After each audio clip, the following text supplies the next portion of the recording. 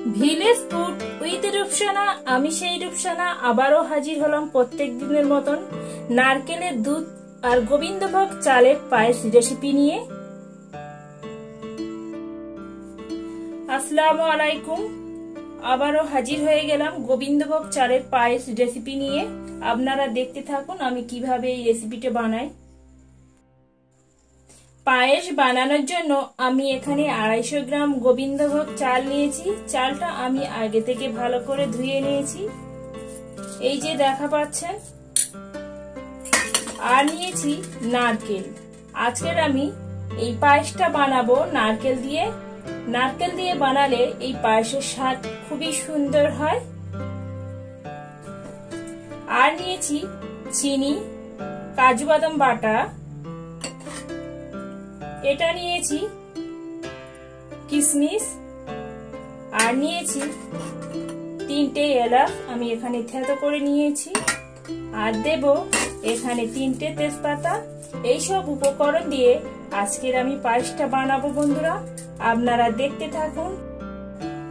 বন্ধুরা একটা কথা বলে দিই, আমি এখানে গত কয়েকদিন হলো আমি কোনো রেসিপি ছাড়তে পারিনি, কারণ বাড়িতে একজন মারা গিয়েছিল। রেসিপি না ছাড়ার জন্য আমি খুব দুঃখিত। পায়েস বানানোর জন্য আমি এখানে আগে থেকে নারকেলের দুধটা রেডি করে নিয়েছি। এই যে দেখা পাচ্ছেন, নারকেলের দুধটা আমি কড়ার মধ্যে দিয়ে দেব।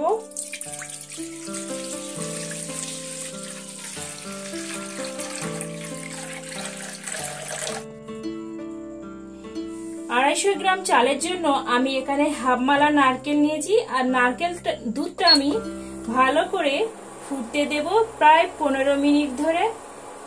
এই সময় আমি 3টে তেজপাতা এই দুধের মধ্যে অ্যাড করে দিলাম। দিয়ে আমি এটা দুধটা 15 মিনিট ধরে আমি হতে দেব। এটা ততক্ষণ হতে থাক। ঢাকাটা আমি খুলে নেব। এখানে আমার 15 মিনিট হয়ে গেছে। এই যে দেখা পাচ্ছেন, নারকেলের যে দুধের কাঁচা গন্ধটা ছিল সেই কাঁচা গন্ধ ভাবটা চলে গেছে। এবার আমি আগে থেকে যে চালটা ধুয়ে আমি রেখেছিলাম সেই চালটা আমি দুধের মধ্যে দিয়ে দেব।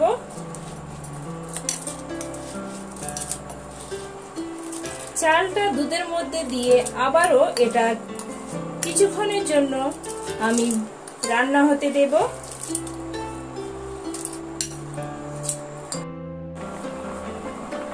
এখানে আমি চালটা দিয়ে প্রায় 15 মিনিট ধরে এটা আমি রান্না করে নিয়েছি। আগেকার থেকে চালটা অনেক একদম সিদ্ধ হয়ে এসেছে। এই যে দেখা পাচ্ছেন, এই যে এইভাবে একটু কিছুক্ষণ ধরে সময় ধরে এটা একটু করতে হয়, কিন্তু খেতে খুবই সুন্দর হয়। এবার আমি আগে থেকে যে এলাচটা আমি থেতো করে রেখেছিলাম 3টে, সেটা আমি এর মধ্যে দিয়ে দেব। এলাচটা দিলে সুন্দর একটা ফ্লেভার আসে আর দারুণ টেস্টি হয় খেতে। এবার আমি স্বাদ অনুযায়ী নুন অ্যাড করব।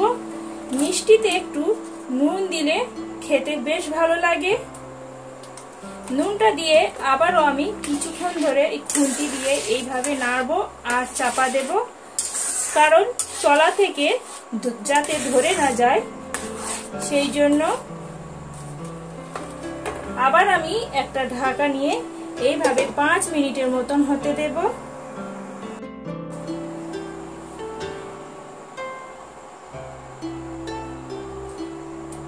আমি এবার ঢাকাটা খুলে নেব।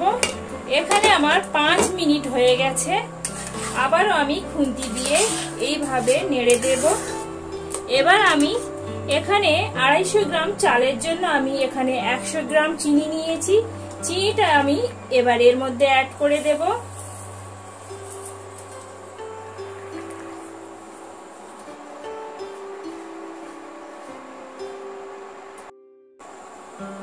এবার আমি ঢাকাটা খুলে নেব। এখানে আমার 5 মিনিট হয়ে গেছে। আমি এখানে কিছু কিশমিশ নিয়েছিলাম, আর কিশমিশটা আমি আগে থেকে ভালো করে ধুয়ে পরিষ্কার করে নিয়েছি। কিশমিশটা আমি এর মধ্যে দিয়ে দেব। আর নিয়েছিলাম এখানে 10টা থেকে 12টা কাজু বাদাম, সেটা আমি ভালো করে বেটে নিয়েছি।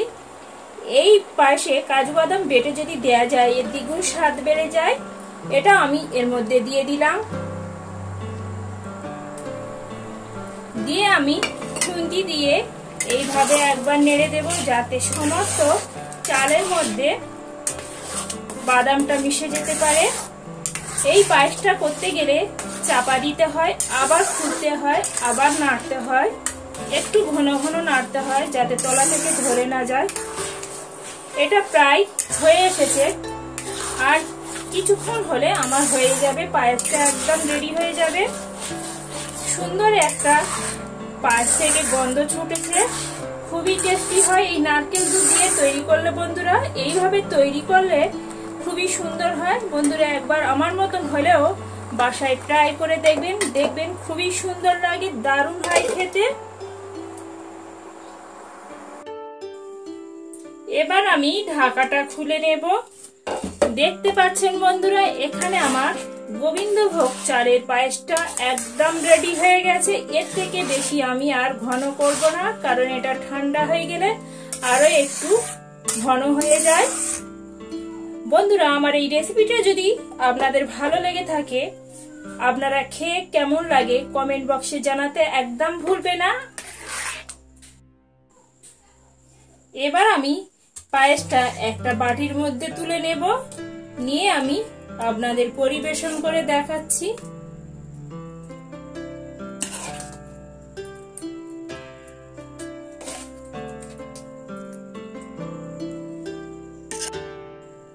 বন্ধুরা গোবিন্দভোগ চাল আর নারকেল দুধ দিয়ে পায়েসের রেসিপিটা যদি ভালো লেগে থাকে বন্ধুরা, একটা লাইক কমেন্ট শেয়ার করতে ভুলবেন না।